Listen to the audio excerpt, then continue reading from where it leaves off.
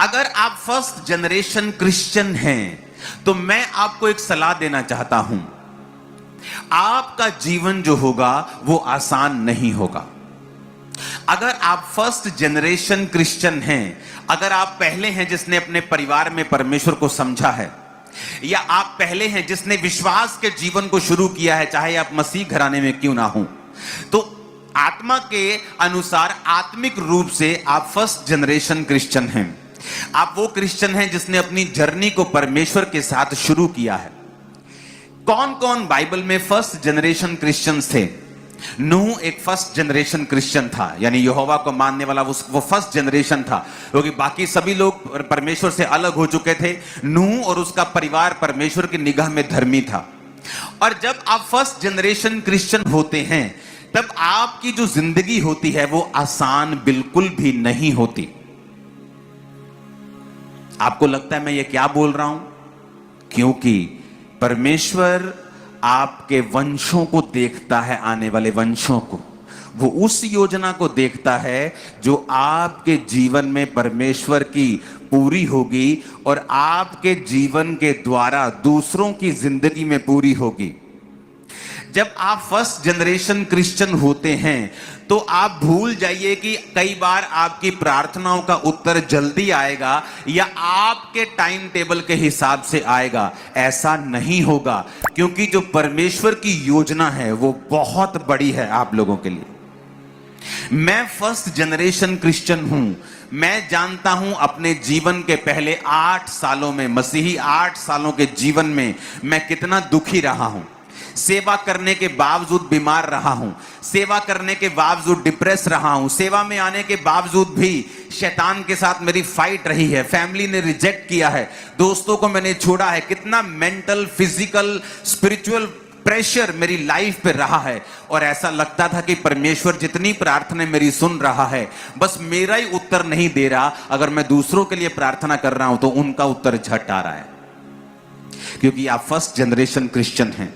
जब आप first generation Christian होते हैं तो परमेश्वर आपको कभी भी ऐसा नहीं लेता जैसा आप समझते हैं कि वो आपको ले, क्योंकि परमेश्वर की योजना इतनी बड़ी होती है, इतनी स्ट्रांग होती है आपकी लाइफ के लिए कि आप उसे अपनी नंगी आंखों और इस छोटे दिमाग से नहीं समझ सकते।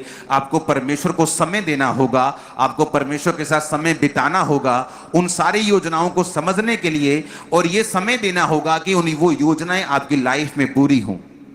जिस तरह इब्रानियों 11 उसकी 7 से लेके 17 आयत तक हम पढ़ेंगे। अब मैं 8 आयत को पढ़ूंगा। विश्वास से ही अब्राहम जब बुलाया गया तो आज्ञा मानकर ऐसी जगह निकल गया जो मिरास में लेने वाला था, परंतु ना जानता था कि मैं किधर जाता हूं, तो भी निकल गया।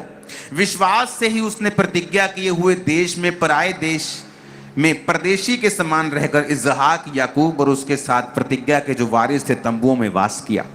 प्रभु ने कहा, अब्राहम मेरे साथ चल, अपने देश, अपने परिवार, अपने कुटुंब को छोड़ दे। यानी एक साल्वेशन का मैसेज दिया, जैसे हम आपको साल्वेशन का मैसेज देते हैं कि जिसने बपतिस्मा लेना है, अगर वो पूरी तरह से प्रभु को कबूल करना चाहता है, बपतिस्मा लेना चाहता है, यीशु को फॉलो करना चाहता है और एक ही परमेश्वर उसकी लाइफ में होगा, वो लोग आगे आ जाएं और बपतिस्मा लें। इसी तरह से अब्राहम को भी एक साल्वेशन का कॉल आया कि अब्राहम अपने परिवार, कुटुंब सब कुछ छोड़ दे, क्योंकि ये तुम्हें छोड़ना पड़ेगा अगर तू उद्धार लेना चाहता है। तो बाइबल कहती वो परमेश्वर के पीछे चला, और वचन में लिखा है विश्वास से ही अब्राहम जब बुलाया गया तो ऐसी जगह निकल गया जिसे मिरास में लेने वाला था, परंतु कहता मैं नहीं जानता था मैं किधर जाता हूं। प्रभु ने ये तो कह दिया अपने घर को छोड़कर निकल जा, पर यह नहीं बताया कहां जाना है। जिस तरह जब पहली जनरेशन होती है वो परमेश्वर में आ जाते हैं, अब ये नहीं मालूम आगे क्या करना है। अब परमेश्वर में तो आ गए हैं, अब ऐसा फील होता है कि यार अभी वो पोजीशन चल रही है कि ना आगे के हैं तो ना पीछे के हैं, कि परमेश्वर में तो आ गए लेकिन अभी प्रार्थना का उत्तर नहीं मिल रहा, परमेश्वर में तो आ गए लेकिन अभी परमेश्वर मुझे डिलीवर नहीं कर रहा, परमेश्वर में तो आ गए हैं लेकिन अगर वही जवाब सा नहीं आ रहा। क्योंकि अगर आप फर्स्ट जनरेशन क्रिश्चियन हैं तो आपकी आशीष उस हीलिंग और डिलीवरेंस से लाखों करोड़ों गुना बड़ी है अगर आप टिके रहे तो। कैसे टिकना है? अब बाइबल क्या कहती है? बाइबल कहती अब्राहम कनान में रहा, तंबुओं में वास किया और जब वहां के लोग निकलते थे तो बोलते थे परदेसी बाबू। जैसे पंजाब के लोग जब यूपी बिहार से कोई काम करने आते तो बोलते हैं परदेसी हैं। जब आप लोग कनाडा में जाके काम करने जाते हैं पंजाबी, तो वहां के कैनेडियन बोलते हैं परदेसी लोग हैं। तो उसको लोग परदेसी बोलते थे। हालांकि परमेश्वर ने कहा था अब्राहम ये सारे देश जो है ना मैं तुझे दूंगा, लेकिन वचन कहता है कि वहां पर वो देश लेने की बजाय एक परदेसी के रूप में रहा। और बाइबल कहती है अब्राहम के जीते जी वो देश उसके वंश के नहीं हुए, बाद में हुए, जो परमेश्वर ने कहा था मैं इसे तेरे वंश को दूंगा। जो फर्स्ट जनरेशन क्रिश्चियंस हैं वो ये बात को समझें कि उनकी लाइफ में वो जल्दी जल्दी आशीषित होने का ट्राई मत करें।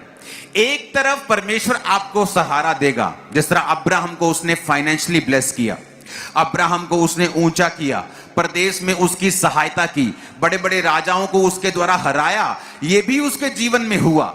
ये नहीं कि आप फर्स्ट जनरेशन क्रिश्चियन है तो परमेश्वर आपके जीवन में गवाही नहीं देगा, वो देगा टेस्टिमनी, वो आपको कहीं कहीं डिलीवर भी करेगा, कहीं बड़ी गवाही भी देगा, कहीं आपके जीवन में मार्वलस काम भी करेगा। लेकिन एक बड़ा और काम है जो परमेश्वर फर्स्ट जनरेशन क्रिश्चियंस की लाइफ में करना चाहता है। लेकिन उसके लिए वचन कहता है कि जो फर्स्ट जनरेशन क्रिश्चियंस हैं उनके विश्वास को इस लेवल के ऊपर परखा जाएगा जैसा किसी कोई विश्वास को नहीं परखा गया। कितने मेरी बात को समझ रहे हैं? जो पहले क्रिश्चियन है, फर्स्ट जनरेशन, पहला वंश है, जो पहले हैं अपने परिवार में या आत्मा में चलने वाले पहले हैं या मसीह में आने वाले पहले हैं, आपके जो स्ट्रगल होंगे वो अलग होंगे।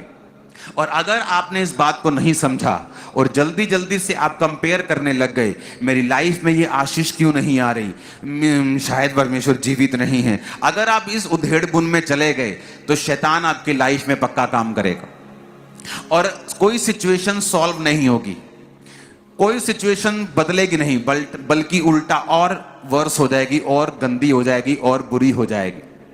फिर आप नोटिस करेंगे कि आप परमेश्वर से, अगर आपका दो मन है, कि क्या दो मन किसी भी प्रकार का हो सकता है, दो मन परमेश्वर से हट जाने का हो सकता है। कई बार परमेश्वर से हटने का मन नहीं होता क्योंकि आपको मालूम होता है कि यही परमेश्वर है, लेकिन आप पूरी तरह से श्योर नहीं है कि आपके जीवन में परमेश्वर काम क्यों नहीं कर रहा।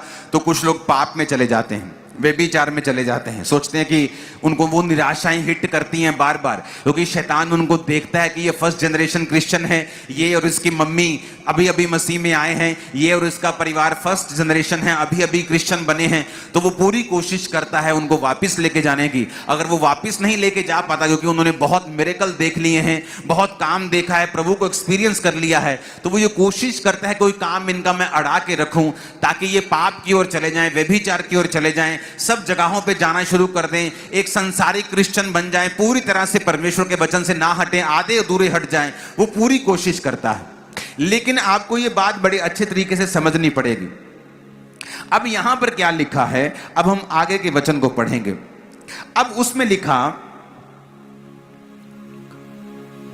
विश्वास से ही मूसा के माता पिता ने उसको उत्पन्न होने के 3 महीने तक छुपा कर रखा।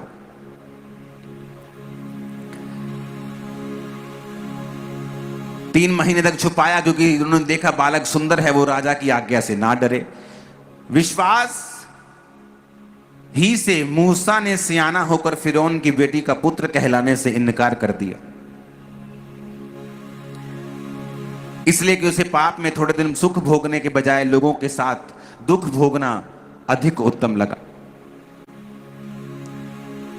हालेलुया। अब मैं पढ़ूंगा 31 आयत को। विश्वास ही से राहाब वेश्या आज्ञा ना मानने वालों के साथ नष्ट नहीं हुई क्योंकि उसने भेदियों को कुशल से रखा था।